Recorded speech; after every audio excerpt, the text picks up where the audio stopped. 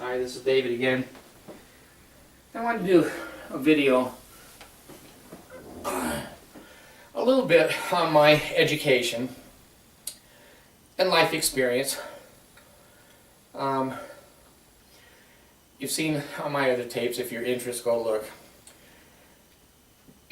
that I have a master's degree from Northeastern State and 28 credits at another university postgraduate and 14 kids.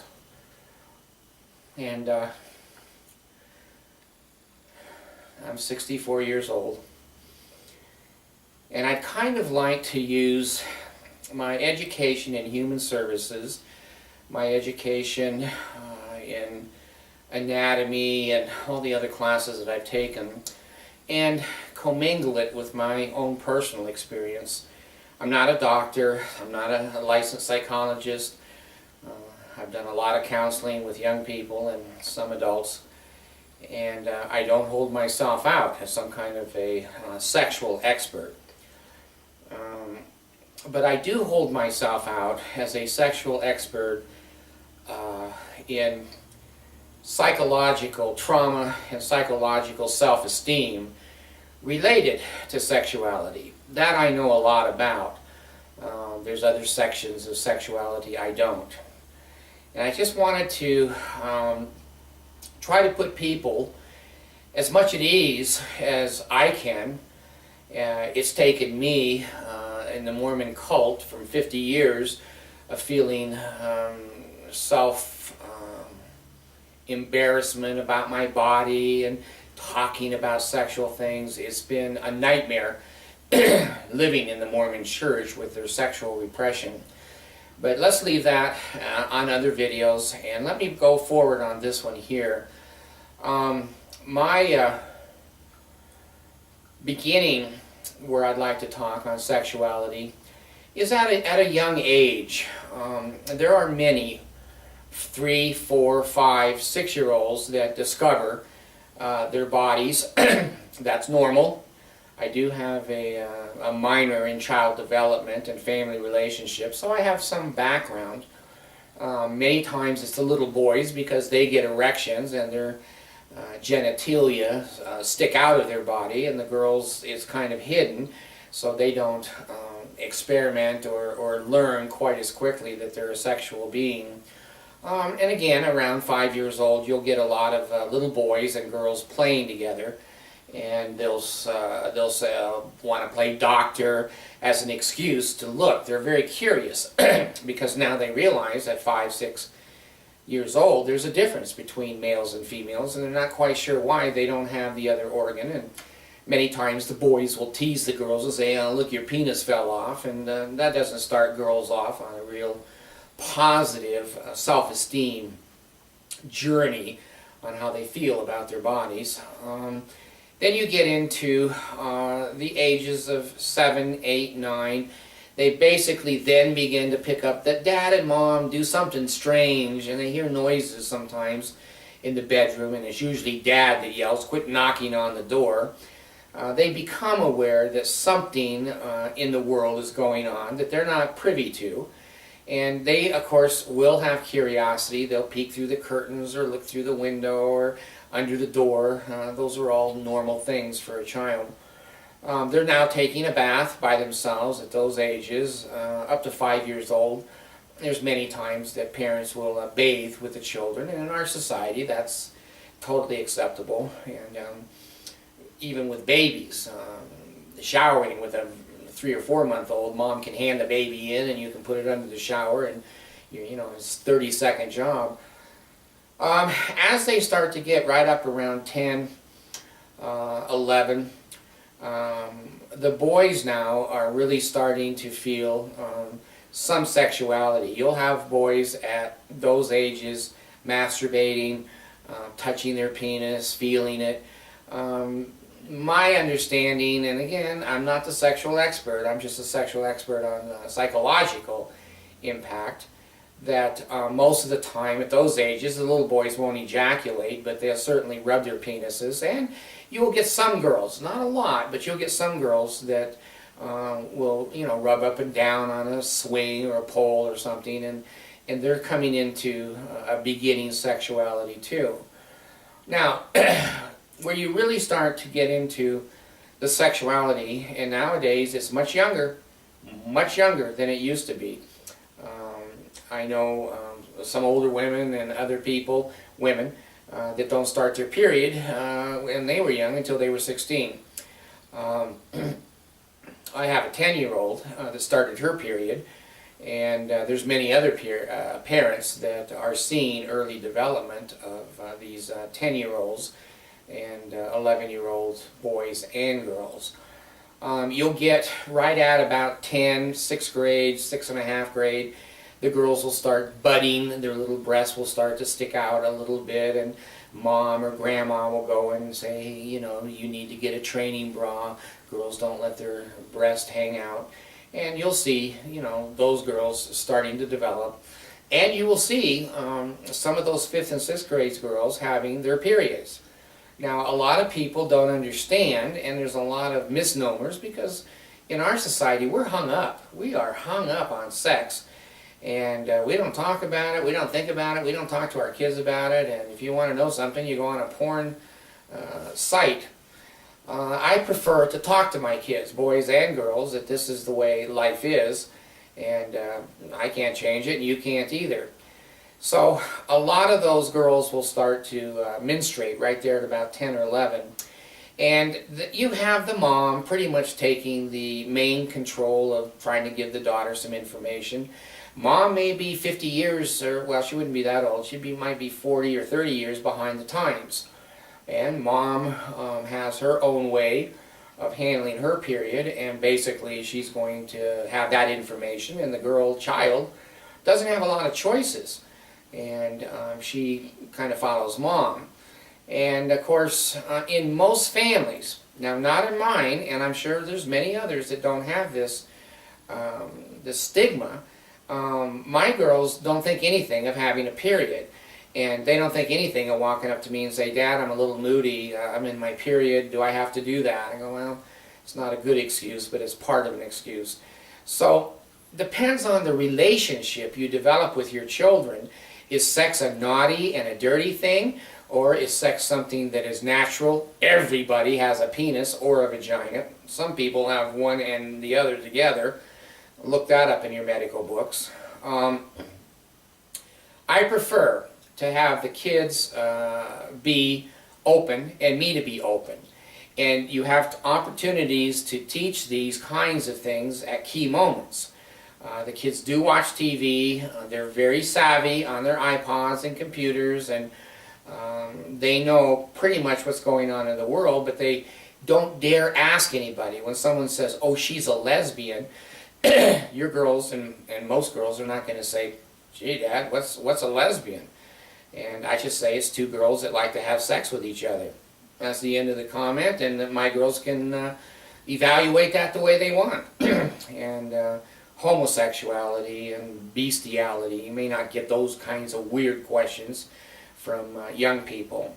But you do get a beginning of sexuality, and it's so important. And I'm telling you, as an educated psychological person, that the way you treat those kids when they're 10, 11, and 12, that'll be there most of their life.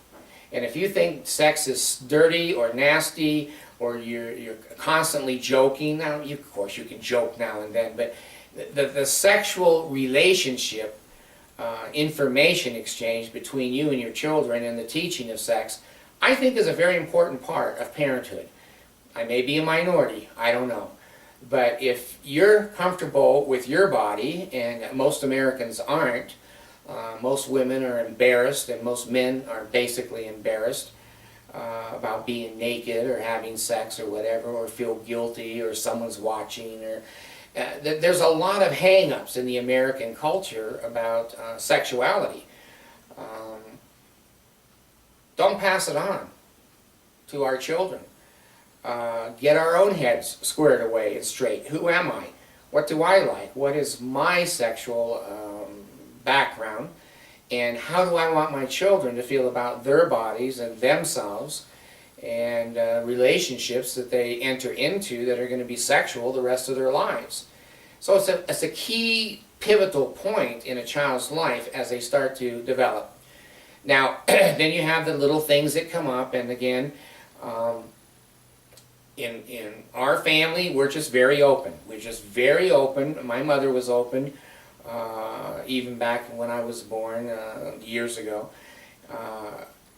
When they start to develop, you'll have the boys basically getting a little bit of beard or a little bit of hair under their arms or around their genitals. That's normal. They have to be told that. Say, hey, that's going to happen, man. It's the way Dad is. It's the way moms are. Everybody has that hair growth. Most of the girls don't get beards. Some do. But I explain that it's hormonal. They can't speed up their, they can try to do exercises and make their boobs big. That's about as useless as anything else you can do to try to get into your sexuality quicker. You can't. It's all hormonally triggered. And nutrition has a lot to do with it. Vitamins, exercise, eating right, weight. A lot of those things have to do with childhood development into sexuality. You will have to, as I have had to, tell my girls, you need to shave under your arms. And in our society, not all societies, but the girls in America basically shave their legs. And I have said to my girls, and usually Mom is right there, so that it's a team kind of an effort, that the girls in the United States now, not before, but now basically will shave their vaginas too. That basically that's the modern thing to do. And I've told my girls, you want to do that? That's private. You do whatever you want to do. Whether you do or you don't, it doesn't really matter. You do get some giggling, especially with your 6th and 7th grade, 8th grade children about, sex, and they've heard wild stories that there was a girl at school that had 92 babies and she only had sex one time. Your kids and my kids hear that all the time. And if we're not straightening that out, they're going to grow up like I did with a real skewed idea about sexuality and their sexuality. So again, I'm going back to a common theme here of communication. We have to talk, and if we can't talk to our kids about sex, that says a lot about us. That says a lot about us, that we can't say that. Now, I have, again, broken out of the Mormon cult and have come into, hopefully, some kind of normalcy in the society, and trying to stay within boundaries and learn boundaries. I am very, very strict with my girls. I still have 2 and minors, and they don't go out after dark. And they'll say to me, well, Dad, why can't I go out? And you can say, well, because I'm your dad. I just don't want you after dark. Well, they're going to climb out the window. They're going to have, escapes, and then you don't have any control. So I tell my girls the truth. I say, you know what? You have a vagina. And every boy in the world wants your vagina. And they don't care much about you at all. And if you go out after dark, there's some sick people out there, boys, men, that are going to grab you behind a tree and put their penis inside your vagina, and you might get pregnant, and you're going to be beat up and hurt. You should see the look on their face. Oh, it's like a light comes on. Oh, I'm a girl, and my sexuality is a little different than boys. I thought they had to be in love with you. I thought that they had to send you flowers and take you. No, all boys have to do is look at you and want to get your panties off. Don't go out after dark. I've told my girls the same thing about alcohol. I don't care when you're 18 or 20, married, whatever. If you want to drink alcohol, that's your own business. But let me tell you something about going through junior and high school. That if you drink, I don't care if it's 1 beer, if you drink, your panties are going to fall off. You're young, your body is not used to being alcohol driven, your judgment is not good as a teenager to start with, your hormones are all over the place, and the first guy that gets you to take a couple of drinks, you're going to be in the back seat of the car or in his bedroom, and your panties are going to be off. And I tell him the truth. That's, in many cases, you're going to enjoy that. You're a sexual person. Sex is fun. Sex is a good thing. But I also tell them about venereal diseases, STDs. And I explain gonorrhea and syphilis and the hideousness of herpes. Say, you want that on your vagina? Just go ahead and have sex with any boy you want, because you may not see it on him, but you'll have it 2 months later. Oh. You want to have a baby? You want a little baby to try to come out that little tiny vagina right now when you're not fully grown? Well, no. Said, well, you get penis in your vagina and any kind of sperm in there, there's a chance you're going to have a baby. And do you want to bring the baby to school and change it and feed it? No. Well, do you want to stay home with it and take care of your baby and now you don't have any school? Well, no. So, well, then think. Don't open your legs up. Think. And it's not evil. It's not wicked. It's just there's a time and a place. And that is hard for American children because we make them wait till they're 18 or 20. And many of them are just driven by hormones that they just can't make that. They're sexual beings and they want sex and they're willing to give up having a baby and their schooling and the whole thing. And when I see examples of what Dad has told them, they have a cousin who's not married, who's having sex with one of the boys, and voila, she's pregnant. And voila, she's out of college. She's lost her opportunity basically to go to college. Now, it's not like the old days where you shipped a girl off to Louisiana or some secret place and she has a baby. Certainly teenagers have more ability to raise a child and to nurture a child and still get an education. There are many alternatives today. But you know what? The easiest alternative is don't get pregnant. That's the easiest. You don't have any humiliation, any rumors, and your phone number's not written on the bathroom at the high school for having a good time, and rumors and ugly things being said about you. So I think we need to talk to our children. My 7th grader wanted to wear some makeup to school, and that surprised me a little bit, but I'm kind of an easy, don't let me kid you, I'm not an easy-going guy, but I'm pretty easy on letting people kind of decide for themselves. I really believe in free agency. The Mormon Church doesn't believe in any free agency. Believe me. That's a dichotomy you'll never be able to understand. I don't. But I let her wear a little makeup, and I told her, I said, you know, if you wear too much makeup, you're going to look like a hooker. And you're sending off messages to the boys that, you know, you're easy to get your panties off. Oh, I didn't know that. Of course they don't know that.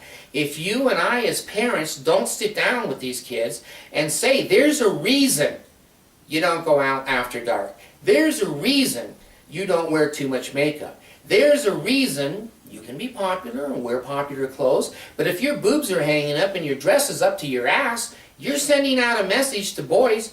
They don't care anything about you. They care about putting their penis into your vagina. If that's the message you want to send, be my guest. Well, no, I didn't know. Oh, it's like a light bulb. And that is a light bulb that I find valuable. I believe the only way we can protect our children from some terrible things happening, rape and kidnapping and other kinds of terrible, hideous crimes, is to train them. We can't be with a child 24/7. If you've got 3 or 4 kids, how are you going to go to school with 3 or 4 kids? You're not.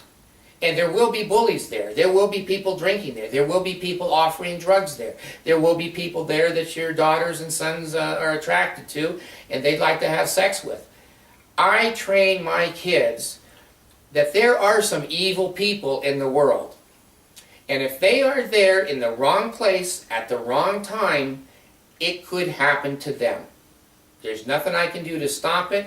And I'm telling you, as an educated person in human services, if a girl especially, but boys too, gets raped or molested, it never goes away.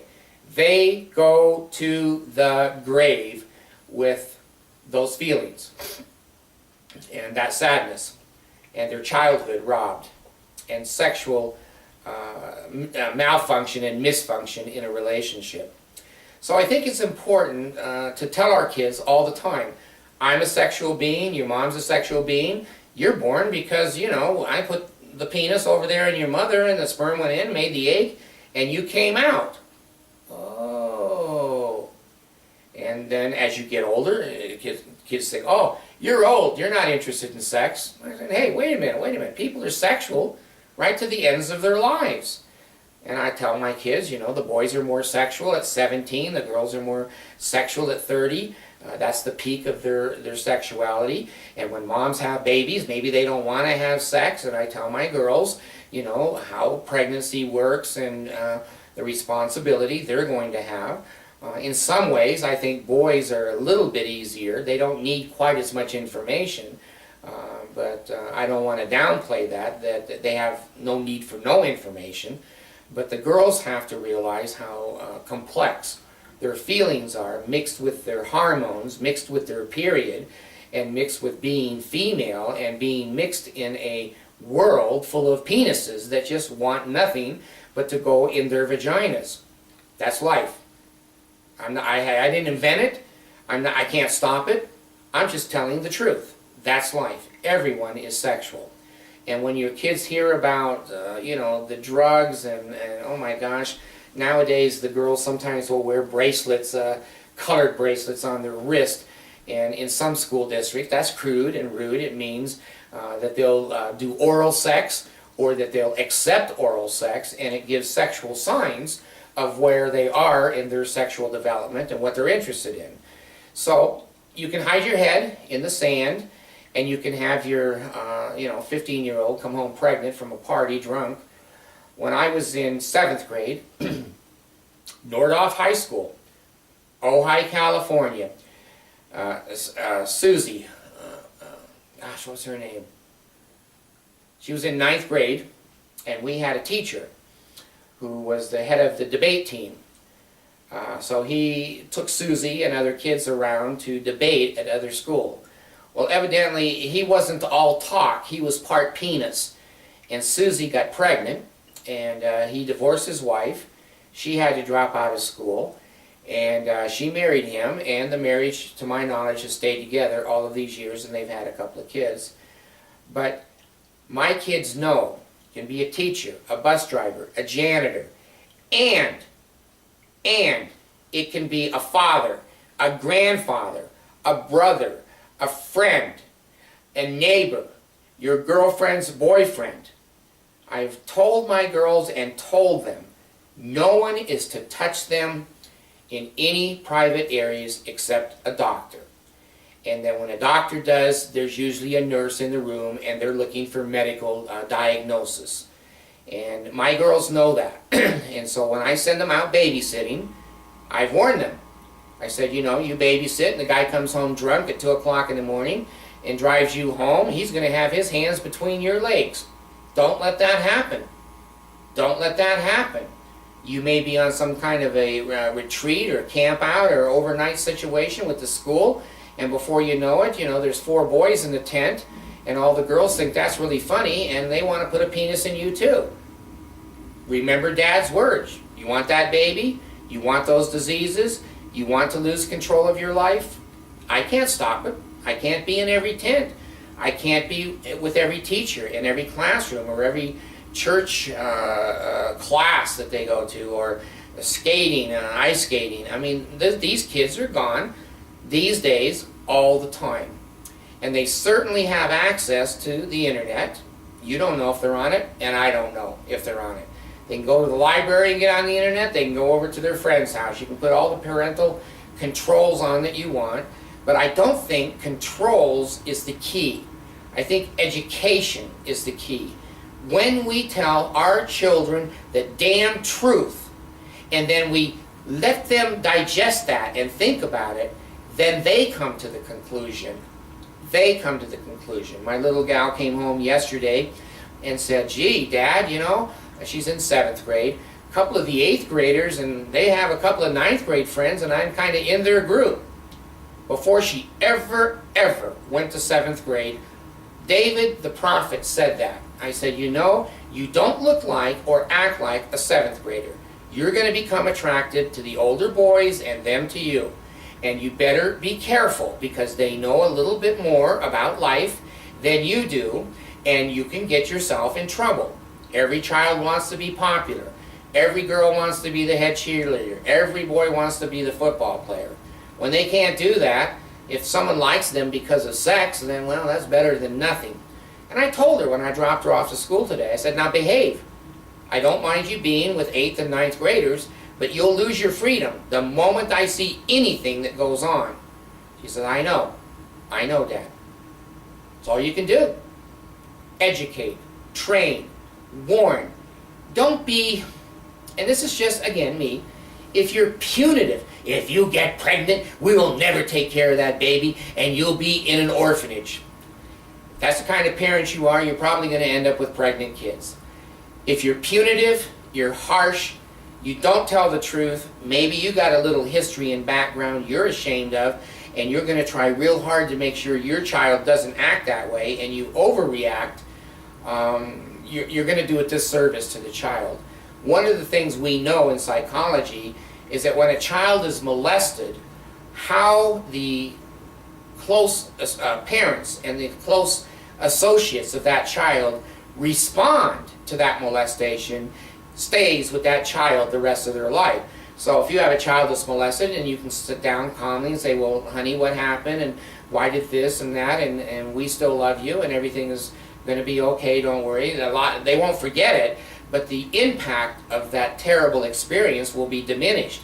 If you throw your hands up in the air, screaming and yelling, where's my shotgun, I'm going to kill somebody, slamming doors, that kid is traumatized from that experience, and they're going to carry that the rest of their lives. We as parents can't stop every pregnancy. We can't stop every rape. But if we train, if we educate, if we tell the truth, we're going to be able to make a very strong impact on that child's life. And when they get married or when they come into relationships, they're going to be steady, they're going to be secure, and they're going to be joyful. They're not going to get married and hate marriage, or have children and hate children. Let's train our children properly, and then let's stand by them in case there's mistakes. We mitigate as much as we can. But to punish, to threaten, to be cruel, painful, spanking, slapping, whatever. Pain only lasts as long as the pain lasts. After that, they're going to climb out the window, and they're going to take their penis and the vagina with them most of the time. And if we haven't put inside their heads what the responsibility to society, financially, morally, spiritually, is going to have an impact on them, then, we failed. We failed. We passed on our sickness to the next generation. So if you and I have hang-ups about sex and anatomy and being naked appropriately, etc., we need to read books, we need to talk to people, we need to get on the internet, we need to become informed of when the egg comes out of the ovary and comes down, and why does the little girl have her period, and boys, why do they have 120 million sperms ejaculated when the girl only has one egg? If we don't educate ourselves, we can't pass that on to anybody. And we're just going to sit like a couple of dummies in front of our kids, and when they come home and, Dad, I got a girl pregnant and I think I'm going to have to drop out and get a job, or Mom, I'm 3 months pregnant and I don't know if I can stay in school, a lot of that's going to be our fault. Not all of it, not all of it. They bring to the table their genetics, their anatomy, and their sexual makeup. But we are to mold, I believe, good habits. I think we're to mold wise decisions, not feelings. Oh, my heart goes out. I like the guy with the beard and the rings in his nose. Say, well, what does your brain say to you? Well, it says he's kind of irresponsible. That's what you need to hear. So, enjoy the kids, enjoy their sexuality, don't be threatened by it. My little 5-year-old, I remember she was saying to me, Dad, would you take a bath with me? And I had to start saying to her, honey, no, you're at an age where you need some privacy now, and you're growing up. There are those key moments and maturation moments of children where, as adults, we have to say, well, this is appropriate, that's appropriate. And with our teenagers, they may want to run through the house in their underwear or whatever. And I just simply say, honey, you're a little woman. Women don't run around in their underwear. That's just not appropriate, and you dress privately, and and you lock the door to the bathrooms and shut your doors for your showers. Don't advertise your body, or you're going to be giving signals off to other people that may take advantage of you. So in closing, love the kids, train the kids, talk to them about sex, get our own sexuality in order. And we're not perfect. We're not perfect. We've done things that we can honestly say to our kids, gee, you know, I got a little bit involved there, and I'm sorry. I don't want you to have the bad feelings that I have. Be normal. We are their voices and the backdrops of their life. They're looking to us for information. If we don't offer it, or we don't open that door up and make it available or easy to access us, they're going to get it from school and their friends who are, you know, coming into school with some real perverted, I hate that word, but different ideas than we want in our children. So do the best you can. Thanks. Bye.